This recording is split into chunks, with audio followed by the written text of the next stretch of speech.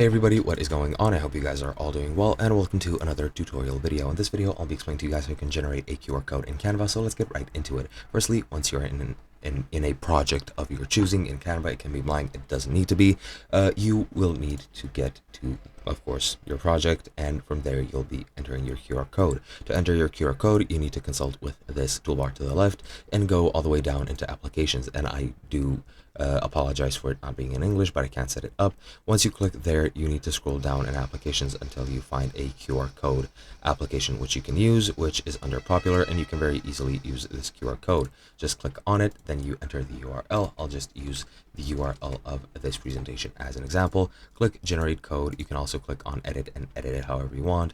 Fill in the margin, then update the code as you can see like that. You can update the colors as well, for example, to be this, and it looks like this. And yeah, that's pretty much it. Now your QR code with your URL has been entered here, and you can very easily use it wherever you want. Hope you guys enjoyed, and I'll be seeing you guys in another video.